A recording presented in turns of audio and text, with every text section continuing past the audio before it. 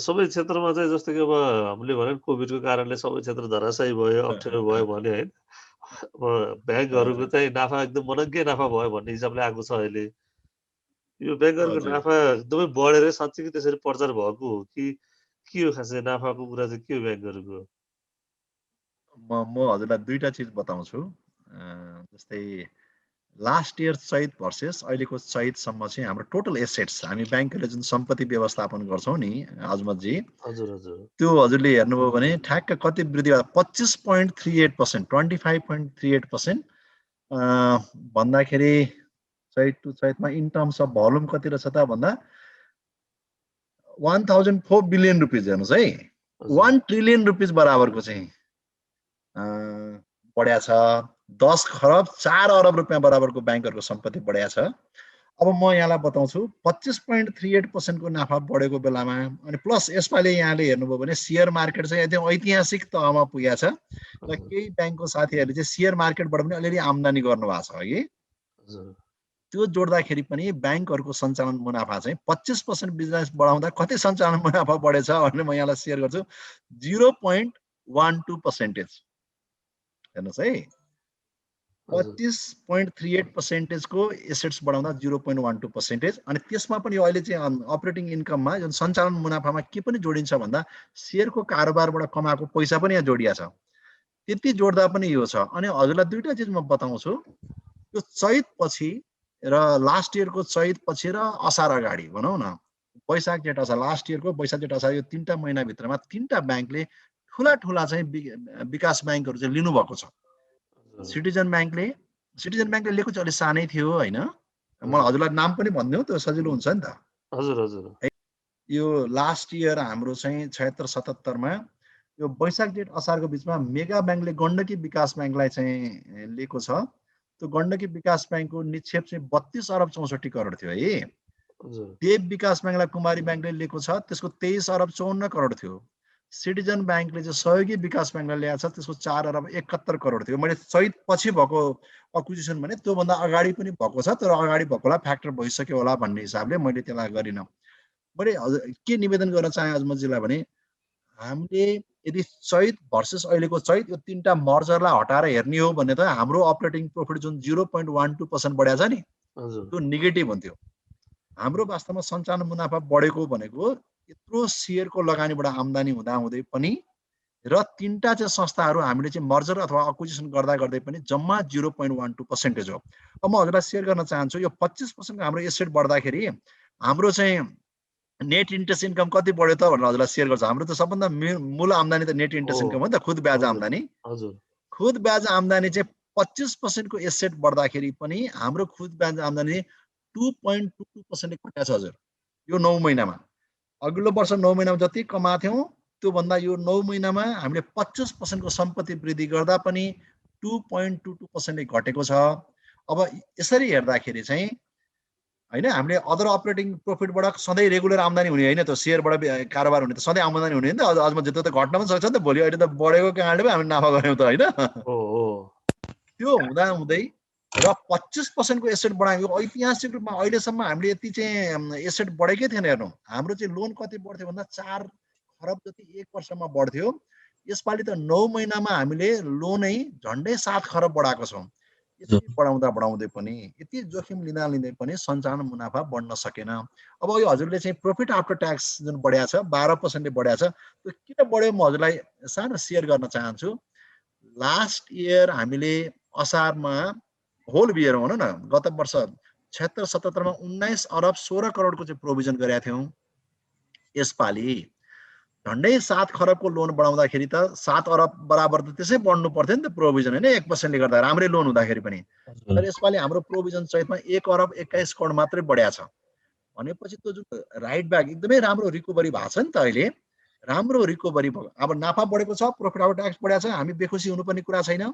अब यो कोभिडको बेलामा हाम्रो चाहिँ सञ्चालन मुनाफा जुन मेजर हेर्नुपर्ने चाहिँ सञ्चालन मुनाफा हो, सञ्चालन मुनाफा बढेको छैन हैन। मैले हजुरलाई सेयर गरिहालेँ। यदि मर्जर अक्विजिसन हुँदैन थियो भने नेगेटिभ हुन्थ्यो। मर्जर अक्विजिसन भएको कारणले 0.12% बढेको देखिन्छ।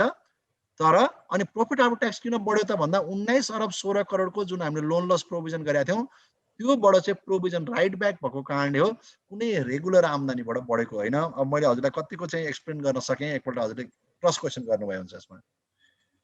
जुन नाफा त बढ्यो ब्याङ्कहरूको, तर अर्को कुरा चाहिँ यहाँनिर के कुरा आयो भने जस्तै यो होटल पर्यटन लगायतका सेवामूलक जुन क्षेत्रहरू थियो त्यो क्षेत्रलाई चाहिँ त्यो क्षेत्र अहिले पनि एकदमै अप्ठ्यारोमा छ भन्छ। उनीहरूको लोनहरू पनि प्रशस्त थियो, प्रोभिजन गर्नुपर्ने भयो होला त्यो पनि। प्लस तपाईँहरूले विभिन्न अब छुट गरेका छौँ छुट पनि भयो। त्यति हुँदाहुँदै पनि फेरि यो नाफा मात्र देखिनु भनेको त कहीँ प्रोभिजनमा कहीँ त्यहाँनिर त म हजुरलाई सेयर गर्छु। 25% को बिजनेस बढ्दाखेरि पनि यो जति जब 25% को बिजनेस भने त अपरेसनबाट बढ्या हो नि त, सञ्चालन बिजनेस बढ्या हो। त्यो बढ्दा पनि हाम्रो नाफा बढेन है। 25% बढ्दा 0.1 मा 9 करोड बढ्या छ हेर्नु है। हामीले चाहिँ 10 खरबको चाहिँ बिजनेस बढायौँ। बिजनेस बढाउँदाखेरि कति बढ्यो त भन्दा 0.9 करोड रुपियाँ मात्रै बढाएको छ भने सञ्चालन मुनाफा बढेको छैन। म हजुरलाई निवेदन गरेँ है। अनि यो खुद मुनाफा चाहिँ कसरी बढ्यो भन्दाखेरि लोन लस प्रोभिजन जुन हामीले झन्डै 19 अरब 16 करोड कि कति हो, मैले हजुरलाई फिगर 19 अरब 16 करोड। हजुर हजुर हो, 19 अरब 16 करोडको जुन हामीले चाहिँ लास्ट इयर गरेको थियौँ, त्योबाट यसपालि धेरै झन्डै 7 खरबको लोन दिँदाखेरि त 7 अरब गर्नुपर्ने ठाउँमा 1 अरब 21 करोड मात्रै भएको छ हेर्नु त। त्यत्रो ठुलो रकम चाहिँ हाम्रो राइट ब्याक भएको छ। त्यो कारणले नाफा भएको। त्यो हुनाले मैले हजुरलाई फेरि निवेदन गर्न चाहेँ, हाम्रो सञ्चालन मुनाफा बढेको छैन। 25% को एसेट बढ्दा पनि 2.22% खुद ब्याज आम्दानी घटेको छ। तर अब नाफा त नाफा बढेकै हो हजुरले भने जस्तै होइन। जहाँबाट भयो त्यो भनेको चाहिँ गत वर्ष कमाएको पैसा जुन हामीले चाहिँ छुट्याएर राखेका थियौँ त्यही पैसा चाहिँ फिर्ता आएको कारणले बढ्या हो, सञ्चालन मुनाफा बढेको छैन। जहाँसम्म होटल यताउति विभिन्न सेक्टरको कुरा गर्नु हो, त्यसको लागि त 19 अरब जुन हामीले प्रोभिजन गरेका थियौँ नि, त्यो भनेको ठुलो रकम थियो नि त। हामीले जम्मा 3 खरब जतिको लोन बढेको बेलामा 19 अरबको चाहिँ प्रोभिजन गरेका थियौँ। 3 अरब भयो हुने ठाउँमा त 16 अरब हामी सब बढ्ता चाहिँ गरेका थियौँ नि त। त्यो चिजबाटै अहिले जति पनि होटलहरूमा हामीले लोन दिएका छौँ, अब कतिपय स्कुल कलेजहरूको लोनहरू पनि उठाएको छैन, कतिपय अरू केही सेक्टरको पनि होला, त्यसमा हामीले 5% प्रोभिजन गरेका छौँ क्या, रिसोल्डिङ रिस्ट्रक्चरिङ गरेका कारणले नि अजमतजी। उहाँहरूले हामीलाई प्लान पेस गर्नु भएको छ। त्यो आधारमा हामीले लोनहरू चाहिँ रिसोल्डिङ गरेका छौँ, रिस्ट्रक्चरिङ गरेका छौँ। राष्ट्र बैङ्कले दिएको विन्डो अन्तर्गत रहेर त्यसको 5% हामीले प्रोभिजन गरेकै छौँ। त्यो गर्नै पर्छ। यदि कुनै ब्याङ्कले रिसोल्डिङ रिस्ट्रक्चरिङ पनि गरेका छैन, एनपिए पनि बढेको छैन भने चाहिँ त्यो मलाई चाहिँ लाग्छ वन्डरफुल। के गर्नुभयो त्यो चाहिँ अध्ययन गर्नुपर्छ राष्ट्र बैङ्कले भन्छु म पनि। मेरो र हजुरको कुनै असहमति छैन। अहिलेको सिचुएसनमा कि त्यो सेक्टरमा लोनै नदिया हुनु पर्यो, केही न केही लोन त सबैले दिएको छ। लोन दिँदा दिँदै पनि यदि एनपिए पनि बढ्दैन र रिसोल्डिङ रिस्ट्रक्चरिङ पनि बढ्दैन भने त्यो संस्थाले वन्डरफुल पर्फर्मेन्स गरेको भन्छु। त्यसको लागि चाहिँ राष्ट्र बैङ्कले अध्ययन गरोस्, हामीलाई यसमा कुनै आपत्ति छैन। अध्ययन गरेर उहाँहरूसँग एक्सपोजरै नभएको हो भने भिन्दै कुरो, नभए त रिसोल्डिङ रिस्ट्रक्चरिङ त बढ्नुपर्ने हो। त्यसले यो प्रोभिजनै राइट भएको ब्याक भएको कारणले बढेको छ। म अर्को चिज अजमतजीलाई भन्न चाहन्छु, ब्याङ्क भनेको त नाफामुखी संस्था नै हो, नाफा गर्ने प्रयास गर्छ नै। हेर्नु त 25% को सम्पत्ति वृद्धि अहिलेसम्म इतिहासमै यत्रो चाहिँ हाम्रो लोन बढाएको थिएन। 1 वर्षमा 4 खरबको हाराहारी बढ्थ्यो, यसपल्ट त 9 महिनामै झन्डै 7 खरबको हाराहारी लोन बढ्दाखेरि पनि हाम्रो सञ्चालन मुनाफा बढ्न सकेन। भन्नुको मतलब त अब हजुरले किन बढ्न सकेन हजुरलाई म कारण पनि बताउँछु। हेर्नु त त्यहाँ इन्ट्रेस्ट स्प्रेडको हजुरलाई मैले पठाएकोमा छ। हामीले गत वर्ष 5% को चाहिँ अराउन्ड हाम्रो चाहिँ हाराहारी हाम्रो चाहिँ इन्ट्रेस्ट स्प्रेड थियो भने त्यो चाहिँ अहिले 3.8% को हाराहारीमा घट्या छ। यसले गर्दा डिपोजिटरलाई पनि हामीले फाइदा दियौँ, बरोवरले झन् बढी फाइदा लिनुभयो। त्यसको मार चाहिँ ब्याङ्कलाई पर्यो। मार पर्यो भन्दा नि कोभिडको बेलामा यो चाहिँ बेनिफिट हामीले उहाँहरूलाई पास अन गऱ्यौँ। त्यो कारणले गर्दा उहाँहरूको आम्दानी एकदमै राम्रोसँग चाहिँ डिपोजिटको कुरामा पनि जस्तै डिपोजिटको रेट घट्यो भन्नुहुन्छ नि, म एउटा चिज सेयर गर्छु। डिपोजिटको रेट त इन्फ्लेसनको रेटसँग लिङ्क हुन्छ। अहिले पनि इन्फ्लेसनको रेट त 3% को हाराहारी मात्रै हो। जबकि अहिले पनि ब्याङ्कहरूको फिक्स डिपोजिटको रेट हेर्नु हो भने 6% देखि 8%, 8.5% सम्म पनि छ अहिले पनि। भनेपछि डिपोजिटर पनि मर्या छैनन्। अनि इन्डस्ट्रियलिस्टहरू अथवा अन्टरप्रेनरहरू भनौँ न, व्यवसायी साथीहरूले जुन सिङ्गल डिजिटमा हामीलाई इन्ट्रेस्ट रेट चाहियो भन्नुभएको थियो, त्यो पाउनु पनि भएको छ। अहिले अब अपवाद चिजहरू अहिले भन्नु होला, म त्यसको आन्सर पनि दिउँला। अपवाद न्युजमा पनि धेरै आयो होइन। तर धेरै ब्याङ्कहरूको अहिले इन्ट्रेस्ट रेट हेर्नुभयो भने बिलो 10% मै उहाँहरूले चाहिँ लोन दिनुभएको सिङ्गल डिजिटमै छ। त्यो व्यवसाय साथीहरू धेरै खुसी हुनुको कारण त्यो पनि होला जस्तो लाग्छ। र केही सेक्टरमा इम्प्याक्टेड छ। अहिले पनि हामीले प्रोभिजन 5% प्रोभिजन गरेका छौँ, रिसोल्डिङ रिस्ट्रक्चरिङ गरेका छौँ। हामी केही ब्याङ्कहरूले प्रुडेन्ट भएर अझ चाहिने भन्दा बढी पनि प्रोभिजन गरेका छौँ। तर चैतसम्म नै अजमतजी यो वास्तवमा कार्तिक मङ्सिरदेखि वास्तवमा एकदमै इकोनोमिक एक्टिभिटिज राम्रोसँग बढेको थियो। त्यो कारणले गर्दा हेर्नु त हाम्रो लास्ट इयरको नर्मल टाइमको जुन इम्पोर्टको डेटा, लास्ट इयरको 8 मन्थको नर्मल टाइमको एक्सपोर्टको डेटा भन्दा अहिले यस्तो एबनर्मल टाइममा पनि इम्पोर्ट पनि बढाएको छ, एक्सपोर्ट पनि बढाएको छ, गभर्मेन्टको रिभेन्यू पनि बढाएको छ है। लास्ट इयर 8 महिनासम्म त कोभिड त लागेको थिएन हेर्नु। त्यो बेलामा सरकारले जति राजस्व उठाएको थियो त्योभन्दा यो 8 महिनामा बढी राजस्व उठाएको छ भनेको त आर्थिक गतिविधि कति भएको रहेछ, त्यसमा ब्याङ्किङ क्षेत्रको योगदान कति रहेछ भन्ने देख्छ। जस्तो कि अर्को एउटा क्वेसन चाहिँ जस्तो कि व्यवसायीहरूले ऋण नतिर्न गाह्रो भयो भनिरहेछन् होइन, ब्याज छुट पनि चाहियो भनिरहेछन्। फेरि अर्कोतर्फ व्यवसाय पक्कै ब्याज त समब्याज तिरेर फेरि ब्याङ्कहरूको बिजनेस त ट्र्याकमा भयो। म त्यसमा आइन छु। मैले गत वर्षको 2 करोड भन्दा बढी चाहिँ हामीसँग लोन लिनुभएको ग्राहकहरूको प्राय केहीको छुटेको होला। मैले प्रायको अडिटेड फाइनान्सियल स्टेटमेन्ट रिभ्यू गरेको छु कि हामीले गर्ने भनेर हामीले पोलिसी बनाएको थियौँ। कुनै मैले हेर्न भ्याइन होला, अरू साथीहरूले हेर्नुभयो होला। मैले अधिकांशको हेरेको छु। केही सेक्टरका जस्तै अघि यहाँले टुरिज्मको नाम लेख्नुभयो होइन, केही अन्य सेक्टरका साथीहरू चाहिँ लसमा हुनुहुन्थ्यो लास्ट इयर। अधिकांश सेक्टर नाफामा छ है, हामी क्लियर हौँ। अधिकांश सेक्टर नाफामा छ। यो मान्छेहरू चाहिँ बाहिर चाहिँ हामी मर्यौँ सड्यौँ भन्छन्, तर त्यो गलत हो। हाम्रो चाहिँ अब पब्लिक लिमिटेड कम्पनी भयो भनेर हजुरहरू देख्नुहुन्छ। अब अरू व्यवसायको हामी मात्र देख्छौँ, हजुरहरू देख्नुहुन्न। त्यही अन्तर भएको चाहिँ त्यो हो। भनेपछि त्यहाँनिर अब हामी आफैले खोज्नुपर्ने कुरा केही सेक्टर बाहेक अधिकांश सेक्टरले लास्ट इयर पनि नाफा गर्नु भएको छ। यही कुरा हामीले मैले एक दुईवटा व्यवसायहरूलाई सोध्छु, उहाँले चाहिँ के भन्नुहुन्छ भने होइन ऋणमा ऋण लिएर तिरेको हो भन्नुहुन्छ कि। अब त्यही धितोमा ऋणमा ऋण लिएर गर्दाखेरि जोखिम त बढ्नुपर्छ नि। अब ऋणमा ऋण जस्तै म हजुरलाई अर्को चिज सेयर गर्छु। जस्तै सिमेन्टहरू पनि लिस्टेड कम्पनी छन् होइन, टेलिकमहरू पनि लिस्टेड छन्, हाइड्रो पावर पनि लिस्टेड छन्। उनीहरूको पनि हेर्नु न नाफा लसमा गएको छन् त उनीहरू। लिस्टेड कम्पनी चाहिँ सबै नाफा जाने, अनि अनलिस्टेड कम्पनी चाहिँ सबै लसमा जाने हुन्छ होला त। ओके, यो एंगलबाट यसैबाट भन्नुहुन्छ ब्याङ्क मात्रै होइन, हाइड्रो पावर, टेलिकम, सिमेन्ट पनि लिस्टेड कम्पनी छन्, उनीहरू पनि नाफामा जाने, अनि अनलिस्टेड जति लसमा जाने भन्ने कुरो हुँदैन। जो गलत चिज हो क्या, हामी वास्तवमा गलत चिज पब्लिकलाई भनिरहेको छौँ। हामी मर्यौँ डुब्यौँ हो, केही युनिटहरू लसमा गएका छन्, केही सेक्टरहरू लसमा गएका छन्, त्यो यथार्थ हो। उहाँहरूलाई चाहिँ राज्यले गर्नुपर्ने सपोर्ट, त्यसमा हामीले पनि केही गर्नुपर्ने छ भने हामी पनि त्यसमा राज्यसँग मिलेर केही गर्नुपर्ने छ भने हेर्दा भयो। तर मेरो त धारणा के हो भने ब्याङ्कले जति नाफा गर्छ गर्ने, र कुनै लस भएका छन् भने नाफा गर्ने सेक्टरबाट अलिकति ट्याक्स रेट बढाउनु पर्यो भने त्यो पनि हेरे हुन्छ। वास्तवमा अब कुनै सेक्टर, अब ट्रेडिङकै कुरा गरौँ न, म यहाँलाई सेयर गर्छु। गाडीको चाहिँ खरिद बिक्री गर्नेहरू होइन, चाहे अब बढी चाहिँ टु व्हिलरहरूले त एकदमै राम्रो नाफा कमाउनु भएको थियो लास्ट इयर पनि, एकपल्ट हेर्नु होला उहाँहरूको। अनि यसपालि त 4 व्हिलरहरूको पनि राम्रै छ कारोबार। भनेपछि यहाँले जुन ट्रेडिङ हाउसेसले कति नाफा गरेका छन्, उहाँहरूको ट्याक्स रेट कति छ, ब्याङ्कहरूले कति नाफा गरेका छन्, ब्याङ्कहरूको रिटर्न अन इक्विटी कति छ, हेरौँ न। त्यो हेर्ने बित्तिकै धेरै चिज क्लियर हुन्छ। हेर्नु अब अझ म एउटा चाहिँ सानो सेयर गर्छु, आज मैले बोल्न चाहेँ, लेखिदिनु भए पनि हुन्छ। किनभने व्यवसायी साथीहरू चाहिँ हामी लसमा गयौँ, हाम्रो नाफै हुँदैन भन्छ। कोही व्यक्ति मूर्ख होला चाहिँ ब्याङ्कसँग 12-13% लोन लिन्छ होइन। अब अहिले पो सिङ्गल डिजिटमा भयो, हिजोसम्म त 11-12% इन्ट्रेस्ट रेटमा लोन लिनुहुन्थ्यो। अनि आफू चाहिँ सधैँ लसमा गर्ने काम कसैले गर्छ होला। कोही पनि बिजनेस हाउसले 1-2 वर्ष लस उसले एब्जर्भ गर्ला, नभए त कम्तीमा 15-20% को नाफा नहुने भने किन बिजनेस गर्ला भन्नु त। ब्याङ्कमै राख्दा 10% आउने एफडी राख्दाखेरि रिस्क पनि लिनु परेन। अनि आफू चाहिँ झन्डै 1%, 2% कमाउने गरी कसैले काम गर्छ होला। त्यो त राम्रोसँग हाम्रो चाहिँ नेपाल सरकारले अध्ययन गर्दा हुन्छ। त्यो देयर इज समथिङ एल्स भन्ने कुरा त्यहाँ देखिन्छ होइन। हामी अध्ययन गरौँ न, 10% ब्याङ्कमा राख्दा पनि आउने 8-10% चुप्पो लागेर सुतेर बस्दा आउँछ भने, अनि रिस्क लिएर 1-2% नाफाको लागि कसैले रिस्क लिन्छ न, कन्टिन्युसली लसको लागि चाहिँ रिस्क लिन्छ। त्यो हुनाले यो त मलाई लाग्छ यो ओपन सिक्रेट छ क्या। यो हल्ला गर्ने कुरा, पब्लिक लिमिटेड कम्पनी चाहिँ सिमेन्ट पनि नाफा गर्ने, हाइड्रो पनि नाफा गर्ने, टेलिकम पनि नाफा गर्ने, अनि प्राइभेट लिमिटेड भने लस हुने भन्ने हुन्छ र भने सेम सेगमेन्टको बिजनेस त कम्पनी त्यस्तो हुँदैन। यो अर्को चाहिँ भनेपछि हामीले ब्याङ्कहरू नाफा भन्दाखेरि कहीँ हाम्रो रिपोर्टिङमा या ब्याङ्कहरूको आफ्नै पनि परिस्थितिमा नि कहिले काहीँ अब हामीलाई आउने विज्ञप्तिमा पनि नाफालाई मात्र भनेको हामी अङ्कमा इल्युजन भएको हो। त्यसो भए ब्याङ्कहरू मात्रै नाफा कमायो भन्दाखेरि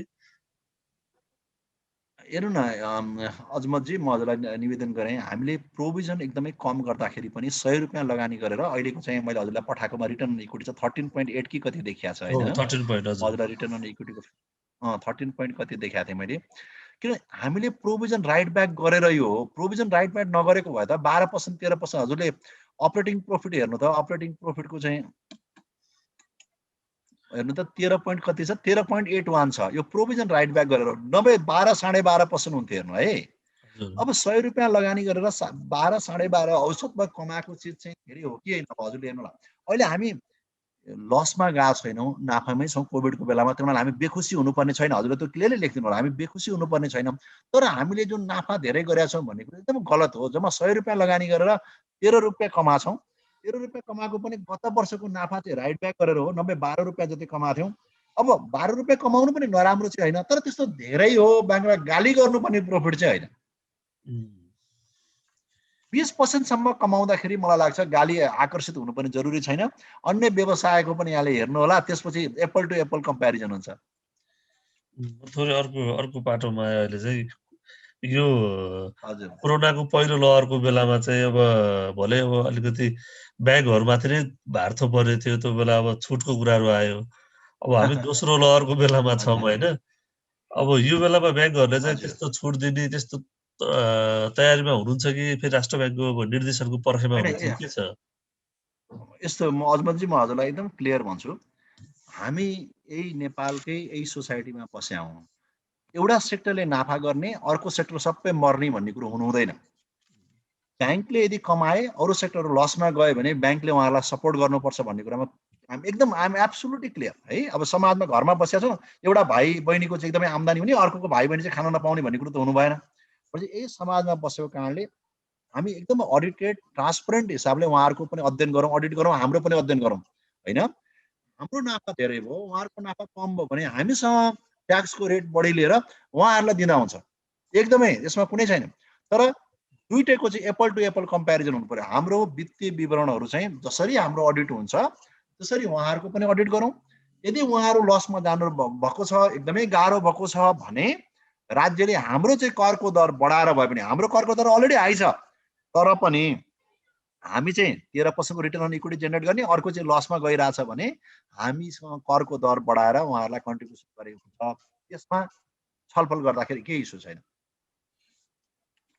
भनेपछि त्यसको तयारी तर त्यसको लागि चाहिँ एउटा कम्प्लिट अध्ययन चाहिँ हुनु पर्यो भन्ने कुरा हो तपाईँको चाहिँ हुनु पर्यो किनभने हेर्नु न जस्तै म यहाँलाई सानो चिज सेयर गर्छु गत वर्षकै कुरा गर्दाखेरि अब राष्ट्र ब्याङ्कले जे भन्यो हामीले राष्ट्र ब्याङ्कको निर्देशन अनुसार हामीले काम गऱ्यौँ म हजुरलाई केही चिज मभन्दा रिटर्न अन इक्विटी बढी हुने मान्छेलाई पनि हामीले चाहिँ सहुलियतहरू दिएका छौँ लास्ट इयरको हजुरले हेर्नु हो भने होम लोन लिइरहेको छ एउटा कर्मचारी सरकारी कर्मचारी होइन उसले पनि सहुलियत पाएको छ म ब्याङ्कमा काम गरिरहेको छु मेरो आम्दानी घटाएको छैन मैले पनि त्यस्तो सहुलियत पाएको छु भनेपछि ओभरअल जसलाई इम्प्याक्टेड नभएको मान्छेहरूले पनि लास्ट इयर सहुलियत पाउनुभयो हाम्रो कुरो चाहिँ ब्याङ्कले कमाउने अरू चाहिँ लसमा जानुपर्छ होइन हेर्नु है हामी यही परिवारको सदस्य हौँ हामीले कमायौँ अरू लसमा छ हाम्रो करको दर बढाएर उहाँहरूलाई राज्यले कम्पेन्सेट गर्छ भने त्यसमा हामीले आपत्ति जनाउनु पर्ने कुरो छैन किन हामी यही परिवारको सदस्य हौँ जस्तै यो गतको वर्ष चैत 11मा चाहिँ लकडाउन सुरु भयो होइन तर हामीले सबै सिनारीहरू देख्यौँ हजुर अब अहिले पनि करिब त्यही टाइममा हामी लकडाउनमा छौँ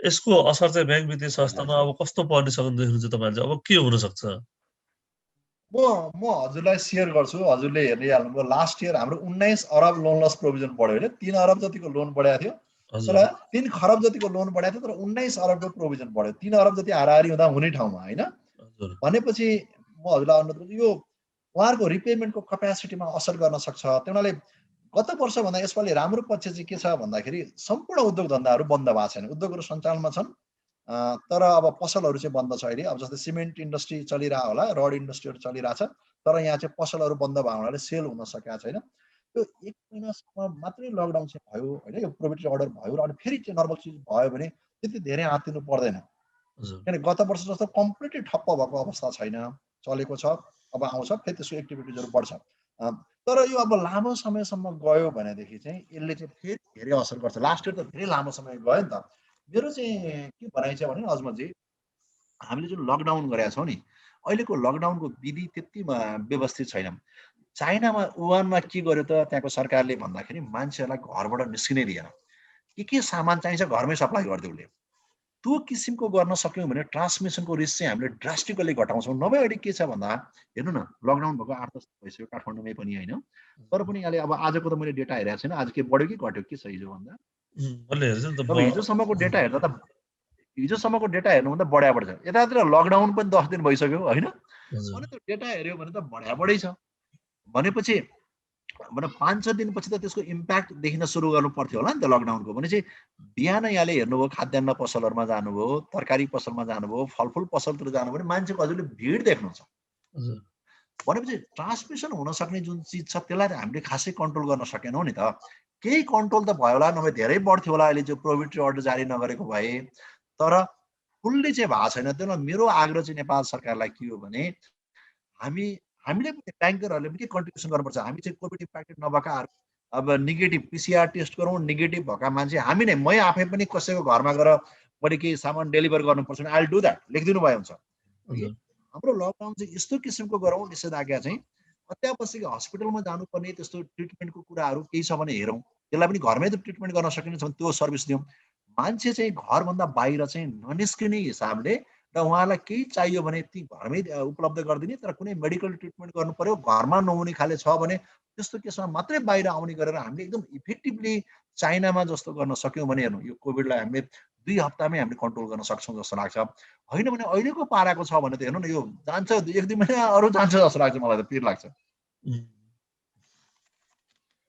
मेरो लकडाउनको यो मोडालिटी चाहिँ चेन्ज गरौँ। आखिर हामी मात्रै सफर गर्ने हो, 2 हप्ता 3 हप्ता सफर गरौँला, तर त्यसपछि त कोभिड ड्रास्टिकली हामी घटाउन सक्छौँ नि त।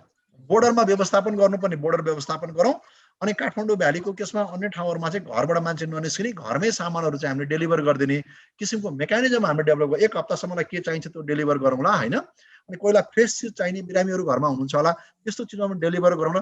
त्यो किसिमको मेकानिजम बनायो भने चाहिँ अझ चाहिँ मलाई लाग्छ धेरै इफेक्टिभ हुन्छ। नभए अहिलेको लकडाउनले हेर्नु लामो समय जान्छ, त्यसले अर्थतन्त्रलाई पनि धेरै असर गर्छ जस्तो लाग्छ। अहिले सरकारको गतिविधि यताउता हेर्दा त अब यो लकडाउन त अब तपाईँले भने जस्तो लकडाउन भनेको घरमा जनतालाई राखेर आवश्यक सेवा सुविधा दिनुपर्ने हो, तर त्यो त केही पनि छैन। यसको अर्थ चाहिँ थप लकडाउन भनेको हामीलाई त एउटा समाधान भन्छ, यो लम्बिने देखिन्छ अहिले सरकार गतिविधि हेर्दा पनि। त्यो भयो भने त यो लम्बिनु भने त जस्तै भनौँ न आर्थिक गतिविधिमा त यसको नकारात्मक प्रभाव पर्छ नि त। नभए मैले के भने 2 हप्ता हामी कम्प्लिटली लकडाउन गरौँ, त्यसपछि त फेरि हामी रिभाइभ गर्न सक्छौँ नि त। 2 हप्तामा त यो जुन ट्रान्समिसनको रिस्क मिटिगेट हुन्छ नि, 2 हप्ताको आवश्यक पऱ्यो भने 3 हप्तामा जाउँला। तर त्यो भयो भने चाहिँ वान्स एन्ड फर अल हामीले सल्युसन निकाल्ने भयौँ। नभए त के हुने हो भने हजुरले लकडाउन पनि गर्नुहुन्छ, केस पनि गर्दैन, हस्पिटलमा चाहिँ बेड पनि पाइरहेको छैन, कस्तो पिर्छ नि हेर्नु त। हो, त्यो भयो भने त फेरि अब त ब्याङ्किङमा नि फेरि असर पर्छ होला त्यसपछि त। परिहाल्छ नि त। मैले गत वर्षकै हजुरलाई उदाहरण 3 खरबको लोन बढ्दा 19 अरबको चाहिँ हाम्रो लोन लस प्रोभिजन बढ्यो भनेको मतलब हजुरलाई क्लियरै छ नि त्यो होइन। अहिले भन्छ त्यो त अहिले म अझै लास्ट इयरको 25% तपाईँको बढेको छ। 3 खरब भनिरहेको छु म एक्ज्याक्ट। अझ चाहिँ म हजुरलाई चाहिँ लास्ट इयरको ठ्याक्कै फिगर भन्छु ल। मैले 3 खरब भनेको छु, तर ठ्याक्कै फिगर 3 खरब भन्दा अलिक फरक छ जस्तो लाग्छ। म एकपल्ट हजुरलाई 4 खरब आएको छ, तर 4 खरबमा चाहिँ त्यो पुरै 4 खरब होइन, मर्जर भएर कति आएको छ म हजुरलाई त्यो फिगर सेयर गर्छु। लास्ट इयर चाहिँ वास्तवमा लोन त बढा 3 खरब रहेछ हजुर, मर्जरबाटै 1 खरब 7 आएर छ, 7 अरब आएर छ। 3 खरब जति मात्रै हो कमर्सियल ब्याङ्कको चाहिँ बढेको हेर्नु त। तर पनि हामीले 19 अरबको लोन लस प्रोभिजन गर्नु पर्यो। यदि 2 महिना लम्बियो भने त यो डेटा यो यस्तै हालखबर आउँछ त्यो बेलामा पनि। त्यो यही अब फेरि यो कम्प्लिटली, किनभने वैशाखको यो पहिलो हप्तादेखि नै असर पर्न सुरु गरेर छँदै थियो, दोस्रो हप्तादेखि त लकडाउनै सुरु भयो होइन। हजुरले हेर्नु भने पुरै भयो भने झन्डै अब यो प्रोभिजनको हिसाबले अब एउटा के चाहिँ हामीलाई एडभान्टेज छ भने लास्ट इयर चाहिँ चैतकोमा पनि आएको थिएन होइन। यसपालि चैतमा एकदमै राम्रो रिकभरी भएको हुनाले असारको 1 क्वार्टरको मात्रै भएको हुनाले एनपी धेरै नहुन सक्ला। तर पनि प्रिकसन लिनको लागि त हामीले प्रोभिजन बढी गर्नुपर्ने हुन्छ नि त। हजुर हजुर। यो कारणले अर्को गर्दाखेरि जस्तो कि यो जुन तरलताको कुरा छ, शुक्रबारसम्मको कुरा हेर्नु त 33-34 अरब चाहिँ लगानी योग्य रकम रहेछ होइन शुक्रबारसम्म चाहिँ 34 अरब होला सायद। होला मैले एक्ज्याक्ट डिटेल्स त ल्याएको छैन हजुर। यो भनेको यदि अवस्था सामान्य हुन्थ्यो भने ब्याङ्कहरूमा आजको दिनमा चाहिँ नेपालमा ब्याङ्किङ प्रणालीमा तरलताको अभाव हुन्थ्यो। अब यस्तो हो यो बेला चाहिँ अब हजुरले एकदम राम्रो प्रश्न गर्नुभयो। यो बेलामा सरकारले पनि पैसा खर्च गर्ने बेला चाहिँ हो। नभए वैशाखमा चाहिँ टाइट होला भनेर मैले अस्ति नै पनि हजुरहरूलाई निवेदन गरेको थिएँ जस्तो लाग्छ। वैशाखमा चाहिँ टाइट हुनसक्छ है। सरकारको निकासाहरू प्राय जेठमा हुने अनि नर्मल सिचुएसन भए एक हदसम्म टाइटनेसको सम्भावना आउँथ्यो। त्यसमा अब अहिले त हामी अलि टाइटनेस हुन्थ्यो। अब तर हेर्नु न लोनको डिमान्डै कम हुने भावनाले अब यो चाहिँ फेरि रिल्याक्स हुने भयो अहिले नभए अब टाइटनेस हुन्थ्यो। अब फेरि अहिलेको प्रेजेन्ट सिनारीमा अब हामी चाहिँ अब लोनको डिमान्ड त नआउला होइन अझै तरलता टाइट हुने त्यो अवस्थामा हुँदैन। कम होला। अब यस्तो अब मेरो आग्रह त के हो भने राज्यलाई अघि पनि मैले हजुरलाई अनुरोध गरेँ अब राज्यले लकडाउनको जुन मोडालिटी चेन्ज गरोस् भन्ने हो होइन। नभए अहिलेको पाराले लम्बिँदाखेरि त हजुरले भने जस्तै अब समस्याहरू त आउँछ नै। रिपेमेन्टको चाहिँ अप्ठ्याराहरू हुन्छन् होइन। अब फेरि कतिपय तिर्न सक्नेले पनि बाहना गर्ने मौका पनि हुन सक्ला कहिलेकाहीँ होइन। उहाँहरूको झन्डै 9.5 महिना त राम्रोसँग सञ्चालन भएको थियो नि त। मुनाफाहरू त धेरैले कमाउनु भएको छ। मैले भनेकै हजुरलाई ब्याङ्कले मात्रै कमाएन, धेरैले कमाउनु भएको छ। हामी त किन ट्र्याक गर्छौँ नि त। हामी त युनिटहरूको क्वार्टरली रिपोर्ट ल्याएर सबै ट्र्याक गरिराखेको हुन्छ। साथीले एकदमै राम्रो सेल्स भएको छ हेर्नु है। त्यो सरकारको राजस्व त्यसै उठाएको छ त। लास्ट इयरको केही नर्मल सिचुएसनमा भन्दा यसपालि लकडाउन आदि अवधि हुँदाखेरिको कुरा गर्दा त लास्ट इयर भन्दा 4.5% 8 महिनाको रेभेन्यू बढाएको छ भने 9 महिनामा रेभेन्यू राम्रो बढाएको छ भने आर्थिक गतिविधि एकदमै राम्रो भएको छ। हजुर उहाँहरूको रिपेमेन्ट कपेसिटी बढाएको छ। केही युनिटमा गाह्रो होला। जसले कर्जा लिएर कर्जा दिनु भएको छ भन्ने कुरा त्यो त राष्ट्र बैङ्कको नियमले पनि दिन पाइँदैन भन्छ। त्यस्तो केही छ भने त अब अध्ययन गर्नुपर्छ राष्ट्र बैङ्कले भन्छु। यो पछिल्लो अब एउटा घटना चाहिँ तपाईँको एउटा ब्याङ्कको सङ्घ अध्यक्ष पनि हुनुहुन्छ होइन। त्यो हिसाबले भने यो एउटा ब्याङ्कले चाहिँ प्रिमियम एकदमै बढी लिएर सहकारी भन्दा नि बढी गर्यो भन्ने आयो। यो केसलाई फेरि कतिले के भने नि होइन अब ब्याङ्कहरूमा चाहिँ तरलता टाइट हुनु खोजेर खिच्न खोजेको भन्ने पनि आयो। यो के हो यो सिनारियो चाहिँ? होइन म तपाईँहरूको एकदम कुरा त भयो होला होइन? म यहाँलाई के होइन अजमजी म यहाँलाई के क्लियर गर्न चाहन्छु भने हामी ब्याङ्करहरूलाई मैले सधैँ ब्याङ्कको साथीहरूलाई के रिक्वेस्ट गरिराखेको हुन्छु भने हामी रिटायर हुन्छौँ नि त होइन। अहिले पनि हामी कतिपय ठाउँमा हामी हस्पिटलको सर्भिस लिन्छौँ, होटलको सर्भिस लिन्छौँ, हामी मालपोत कार्यालयमा सेवा लिन जान्छौँ। यस्तो पनि सेवा हुन्छ भनेर हामी चाहिँ कतिपय चित्त नबुझाइराखेका हुन्छौँ। त्यसै गरी ब्याङ्कमा आउँदाखेरि पनि ग्राहकले चाहिँ त्यस्तो किसिमको कमेन्ट नगरोस् है। के अपेक्षा गर्थ्यौँ त भन्ने हिसाबले हेर्नुपर्छ। किन हामी नाफा कमाउन बसेको संस्था हौँ, नाफा गर्नै पर्छ। नेगोसिएसन गर्ने होइन, सेवा गरेर मेवा लिने नै हो। तर हामीले नियमभन्दा दायाँ बायाँ गरेर काम गर्नुहुन्न भन्ने कुरो मैले रिपिटेडली सिओ साथीहरूलाई मेरो मेसेजहरूमा पनि पठाइराखेको हुन्छु। म आग्रह पनि गरिराखेको हुन्छु। जुन अहिले हजुरले एउटा ब्याङ्कको कुरा गर्नुभएको छ यो बारेमा पनि मैले म साथीहरूलाई चाहिँ एकपल्ट हेर्नुहोस् है। हामी अब हामीले जहिले पनि प्रोफेसनल काम गर्नु पर्छ। प्रोफेसनल होइन भने यसलाई चाहिँ हामीले करेक्सन गर्नुपर्ने हुन्छ। के हो अध्ययन गरेर यसमा काम गर्नुहोस् भनेको छु। मैले त्यहाँको सिओले म यसमा सिन्सियरली हेर्छु भनेर भन्नु पनि भएको छ। राष्ट्र बैङ्क आफैले पनि यसलाई टेकअप गरिरहेको छ। के हो भनेर अध्ययन गर्दै हुनुहुन्छ भने चाहिँ कुरो के हो एकपल्ट हेरौँ अनि त्यसपछि मात्रै कमेन्ट गर्नु ठिक होला। कहिलेकाहीँ अब त्यत्तिकै बाहिरबाट आएको कुरोले कमेन्ट गर्न पनि मिलेन। तर म एकदमै क्लियर भन्छु भने हामी ब्याङ्करहरूलाई अहिले म यहाँकै मिडियाबाट पनि म आह्वान गर्न चाहन्छु। हामी ग्राहक हुँदाखेरि के अपेक्षा गर्छौँ त त्यही किसिमले हामीले सेवा चाहिँ प्रदान गर्नुपर्छ। हामी हस्पिटलमा जाँदा के अपेक्षा गर्छौँ, मालपोतमा जाँदा के अपेक्षा गर्छौँ होइन, होटलमा जाँदा के अपेक्षा गर्छौँ त्यो किसिमको सेवा हामीले दिनुपर्छ। हामी नाफा कमाउन बस्या हो, नाफा कमाउने काम गर्नुपर्छ। तर कसैलाई ठग्ने, छल्ने, झुक्क्याउने त्यस्तो काम गर्नुहुन्न। यदि कसैले गरेको छ भने त्यसलाई चाहिँ हामीले करेक्सन गर्नुपर्छ। सुरुमा कान निमट्नु पर्ला, होइन भने अलिक बढी कारबाही पनि गर्नुपर्ने हुनसक्छ। अब अहिले चाहिँ राष्ट्र बैङ्कले त्यो अध्ययन गरिरहेछ। अध्ययन गर्नुभन्दा अगाडि के हो कसो हो उसले अध्ययन गरेपछि राष्ट्र बैङ्कले टेकअप गर्ला। मैले त्यहाँको साथीहरूलाई पनि हामीले एकदमै अनप्रोफेसनल काम गर्नुहुन्न। म त के भन्छु भने अजमजी हजुरले लेखिदिनु भयो हुन्छ। हामीले अहिले व्यवस्थापन 27 वटा ब्याङ्कले 50 खरबको सम्पत्ति व्यवस्थापन गर्दो रहेछौँ अजमजी। 50 खरब। हाम्रो जिडिपीको साइज 40 खरबको हाराहारी छ होइन। हामी त 25 जना मन्त्रीहरू भन्दा हाम्रो रोल कम छँदै छैन बाबा। हाम्रो जिडिपीको साइज भन्दा बढीको हामी एसेट म्यानेज गर्छौँ भने our role is a paramount importance. त्यो चिज हामीले भुल्नुहुन्न भनेर म पटक पटक साथीहरूलाई सम्झाइराखेको हुन्छु। र म अहिले पनि दोहोऱ्याउँछु होला काम गर्ने क्रममा गल्ती कमजोरीहरू हुन सक्छन् तर इन्टेन्सनली गलत गर्नु भएन क्या। काम गर्दा गल्ती हुन्छ नि त। अजमजीले काम गर्दा गल्ती हुन्छ, मैले काम गर्दा गल्ती हुन्छ होइन। मान्छे त टु इज ह्युमन भन्छ नि त। मान्छे भनेर त गल्ती गर्ने जात हो। तर इन्टेन्सनली नाफा कमाउनको लागि at any cost I have to make profit भन्ने मेन्टालिटीबाट we have to get it out. हामी त्योभन्दा बाहिर जानुपर्ने हुन्छ। हामीले प्रोफेसनली नाफा कमाउनुपर्छ, त्यसमा लाग्नुपर्छ भन्ने आग्रह हो। त्यो विषयमा राष्ट्र ब्याङ्कले अध्ययन गरेको छ। मैले सम्बन्धित ब्याङ्कलाई पनि भनेको छु, उहाँहरूले यसलाई करेक्सन गर्नुहुन्छ जस्तो यो लाग्छ। घटना लिएर प्रिमियममा पनि अब राष्ट्र ब्याङ्कले चाहिँ एउटा अङ्कै तोक्नुपर्छ भन्ने कुरा आएको छ। यो आवश्यक छ कि छैन? म चाहिँ एकदमै क्लियर छु।